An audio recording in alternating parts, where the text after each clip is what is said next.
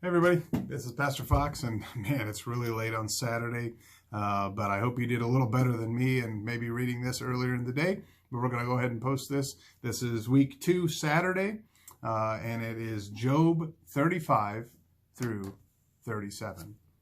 Job 35.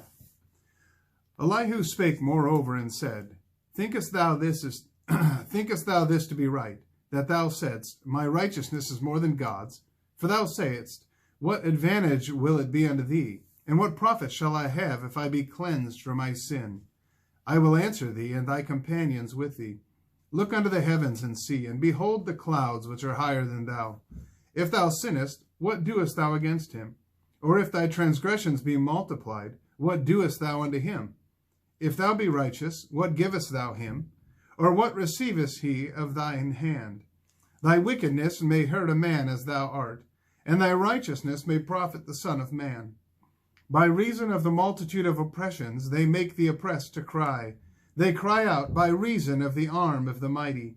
But none saith, Where is God my Maker, who giveth songs in the night, who teaches us more than the beasts of the earth, and maketh us wiser than the fowls of heaven? There they cry, but none giveth answer, because of the pride of evil men. Surely God will not hear vanity, neither will the Almighty regard it. Although thou sayest thou shalt not see him, yet judgment is before him. Therefore trust thou in him. But now, because it is not so, he hath visited in his anger, yet he knoweth it not in a great extremity. Therefore doth Job open his mouth in vain. He multiplieth words without knowledge. Chapter 36. Elihu also proceeded and said, Suffer me a little, and I will show thee that I have yet to speak on God's behalf. I will fetch my knowledge from afar, and will ascribe righteousness to my Maker. For truly my words shall not be false. He that is perfect in knowledge is with thee. Behold, God is mighty, and despiseth not any. He is mighty in strength and wisdom. He preserveth not the life of the wicked, but giveth right to the poor. He withdraweth not his eyes from the righteous, but with kings are they on the throne. Yea, he doth establish them forever, and they are exalted. And if they be bound in fetters, and be holden in cords of affliction, then he showeth them their work, and their transgressions that they have exceeded. He openeth also their ear to discipline, and commandeth that they return from iniquity. If they obey and serve him, they shall spend their days in prosperity, and their years in pleasures. But if they obey not, they shall perish by the sword, and they shall die without knowledge. But the hypocrites in heart heap up wrath. They cry not when he bindeth them. They die in youth, and their life is among the unclean. He delivereth the poor in his affliction, and openeth their ears in oppression. Even so would he have removed thee out of the strait into a broad place, where there is no straightness, and that which should be set on thy table should be full of fatness. But thou hast fulfilled the judgment of the wicked. Judgment and justice take hold on thee. Because there is wrath, beware lest he take thee away with his stroke. Then a great ransom cannot deliver thee. Will he esteem thy riches? No, not gold, nor all the forces of strength. Desire not the night, when people are cut off in their place. Take heed, regard not iniquity, for this hast thou chosen rather than affliction. Behold, God exalteth by his power. Who teacheth like him? Who hath enjoined him his way, or who can say, Thou hast wrought iniquity? Remember that thou magnify his work, which men behold. Every man may see it. Man may behold it afar off. Behold, God is great, and we know him not. Neither can the number of his years be searched out. For he maketh small the drops of water. They pour down rain according to the vapor thereof, which the clouds do drop and distill upon man abundantly. Also can any understand the spreadings of the clouds, or the noise of his tabernacle? Behold, he spreadeth his light upon it, and covereth the bottom of the sea. For by them judgeth he the people. He giveth meat in abundance. With clouds he covereth the light, and commandeth it not to shine by the cloud that cometh betwixt.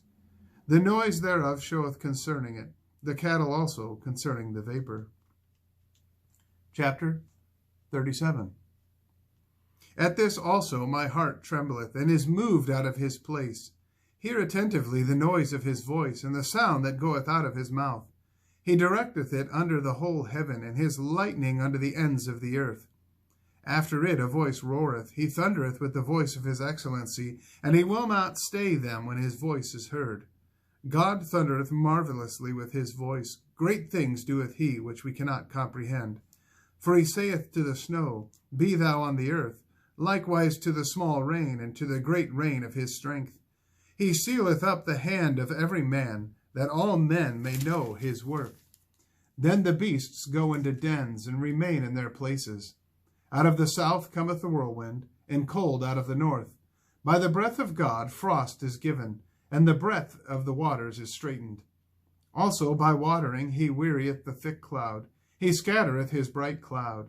And it is turned round about by his counsels, that they may do whatsoever he commandeth them upon the face of the world in the earth. He causeth it to come, whether for correction or for his land or for mercy. Hearken unto this, O Job. Stand still and consider the wondrous works of God. Dost thou know when God disposed them, and caused the light of his cloud to shine? Dost thou know the balancings of the clouds, the wondrous works of him which is perfect in knowledge? How thy garments are warm, when he quieteth the earth by the south wind? Hast thou with him spread out the sky, which is strong, and as a molten looking glass? Teach us what we shall say unto him, for we cannot order our speech by reason of darkness. Shall it be told him that I speak? If a man speak, surely he shall be swallowed up. And now men see not the bright light which is in the clouds, but the wind passeth and cleanseth them. Fair weather cometh out of the north. With God is terrible majesty. Touching the Almighty, we cannot find him out. He is excellent in power and in judgment, and in plenty of justice. He will not afflict. Men do therefore fear him. He respecteth not any that are wise of heart. Well, I want to thank you for listening if you've listened tonight. We've read Job 35 through 37, and tomorrow we will continue on in Job 38 through 39. Again, I just want to encourage you to get into the Word of God. I firmly know that if you get into the Word every day, it'll change your life. May God bless you, and have a great night.